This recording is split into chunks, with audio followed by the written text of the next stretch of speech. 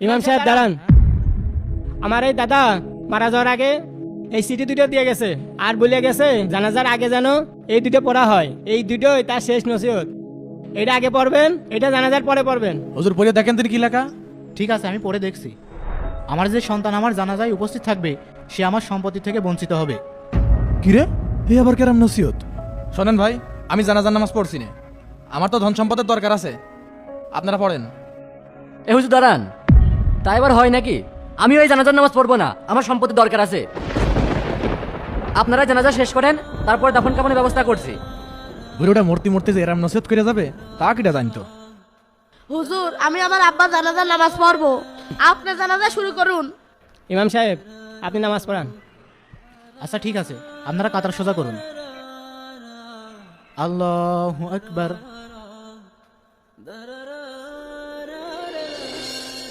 ওরে আমার করে খাতি দে তো, আমি তো আর সহ্য করতে পারছি না বাপ।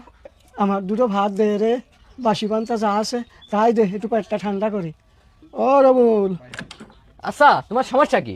মানসিক একটু শান্তি করে ঘুমাতে দিবা না? কেবল বেলা 7টা বাজে, 10টা পর্যন্ত তো ঘুমাবো, আর এত সকাল সকাল তোমার খিদে লাগে কেমন? কাল রাত্রি পেট ভরে ভাত খেতে পারিনি, এজন্য আজ ফজরের নামাজ পড়েই খিদে লেগে গেছে। তো রাত্রি খালি দেওয়ার কথা ছিল মিয়া ভার, তাহলে মিয়া ভার কাছে যাও, এখন পেট ভরে খেয়ে নাও গা। আমার কাছে যাবি মানে? এই গত 7 দিন কিটা খাতে দিল?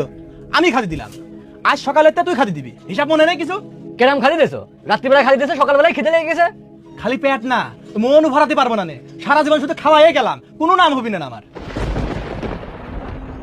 বাজান রে, তোর বড় ভাই তো চলে গেল, তুই কয়টা পান্তা ভাত থাকলে দে।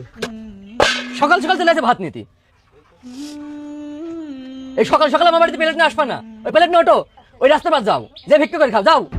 আরে তোরা কি মানুষ? তোর ভিতর কি মানুষত্ব জিনিসটা আছে নাকি এই লোকটা তোরা মানুষ মনে করতেছিস না? দুইটা ভাতের জন্য এই লোকটার সাথে যে এমন ব্যবহার করতেছিস, তোর আল্লাহর ভয় করে না? ভয় করা উচিত। তোর এতটুকু একটা সওয়াল আছে, তুই যখন বুড়ো হবি নি তো সওয়ালও তোর সাথে এরকমই করবি নি, তুই এটা লিখে রাখিস। এ ভাই, এই ফিরে ফিরে জ্ঞান দিতে এসে না, যাও বাড়ি যাও। আর তোমার যদি এতই মজা লাগে, এ নিয়ে যাও, নিয়ে যাও, ভাত দাও গা।